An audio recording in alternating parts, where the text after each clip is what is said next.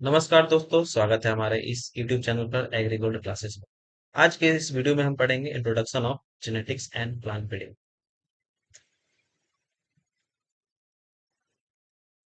The branch of genetics was started in 1900 after discovery of Mendel's work.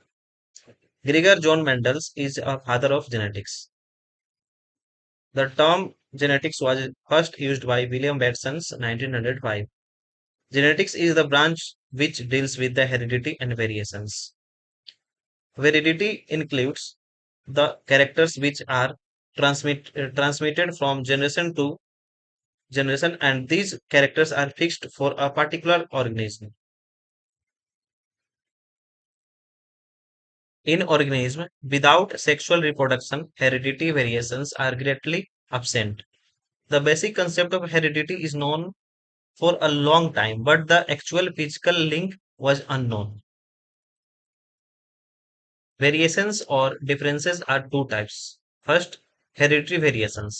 The differences or variations which are transmitted from one generation to another generation, or these are transmitted from parents to their offspring या फिर progeny. Further, these are due to sexual reproduction. इसका मतलब है transmit from one generation to another generation, मतलब कि parents से जो कि प्रोजनी में जनरेशन में जो कैरेक्टर ट्रांसमिट होता है उसको बोलते हैं हेरिडिटी। सेकेंड है इन्वायरमेंटल वेरिएशंस, द डिफरेंसेस और variations which are not fixed but are different different environmental induced. Environmental variation जो होते हैं वो फिक्स्ड नहीं होते, लेकिन ये इन्वायरमेंटल इंड्यूस्ड के कारण में इनका चेंजिंग होता है, जैसे कि जीनोटाइप और इन्वायरमेंटल को मिलाकर के हम फेनोटाइप बनते हैं। Work of some earlier workers, सोमैडम in 1679 gives concept of homunculus, that is an organism developed simply by enlargement of minute individual present in egg or sperm. इसका मतलब है एक जीव के केवल एक छोटे से व्यक्ति के विस्तार से विकसित होता है जो अंडे या शुक्राणु में मौजूद होता है। नेक्स्ट है वॉल्फ, गेव कंसेप्ट ऑफ एपिजेनेसिस। इन्होंने कंसेप्ट दिया था एपिजेनेसिस पे, that each gamete is having undifferentiated living substances which gives rise to complete organism after fertilizations. Next है अपना Charles Darwin's, he gave the concept of pangenes.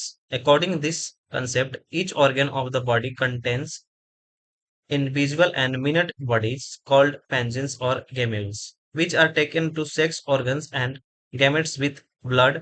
After fertilization, zygote is formed in which pangenes or gametes of all organs are collected, and due to these pangenes, different body characters develop. मतलब कि शरीर के प्रत्येक अंग में individual मतलब अर्धहिस्से और सूक्ष्म पिंड होते हैं जिन्हें पेंजिन्स और गैम्यूल्स कहते हैं, जो रक्त के साथ सेक्स ऑर्गन और गैमेट तक ले जाते हैं। आफ्टर फर्टिलाइजेशन, जिसमें सभी अंगों पेंजिन्स और गैम्यूल्स एकत्र होकर हो जाते हैं और इन पेंजिन्स के कारण शरीर के डिफरेंट लक्षणों का विकसित होता है। नेक्स्ट है Weissman, proposed was germplasm theory. According this theory, there are two types of tissues in the body of an individual, that is germplasm and somatoplasm. The variation present in somatoplasm are not transmitted to next generation as somatoplasm is unable to enter in sex cells, whereas variation present in germplasm are transmitted to progeny as germplasm is meant for reproductive purpose only. मतलब कि सेमेटोप्लाज्म में क्या होता है, not transmitted next generation and enable to enter sex cells in organs, इसको बोलते हैं हम सेमेटोप्लाज्म। एंड जर्म प्लाज्म को हम बोलते हैं transmitted to progeny as germ plasm is meant for reproductive purpose only.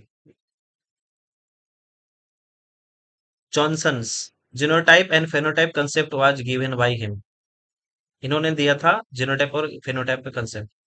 Genotype is the sum total of heredity or genetic constitutions or genetic makeup.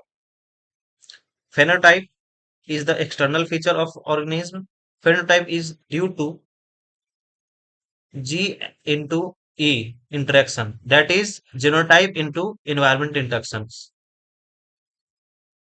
Examples में आप देख रहे हैं जेनोटाइप वर्सेस फेनोटाइप। जेनोटाइप में आप देख रहे हैं the genotype is an organism, genetic information देते हैं जेनोटाइप में।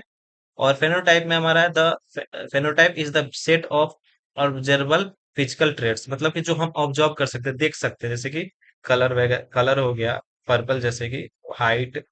नेक्स्ट है phenocopies, when two different genotypes due to different environmental conditions give rise to same phenotype, then one is said to be phenocopy of other. मतलब कि जब दो अलग अलग जीनोटाइप अलग अलग एनवायरमेंटल कंडीशन के कारण एक ही फेनोटाइप के जन्म देते हैं, तो एक को दूसरे की फेनोकॉपी कहा जाता है, उसी को बोलते हैं फेनोकॉपीज।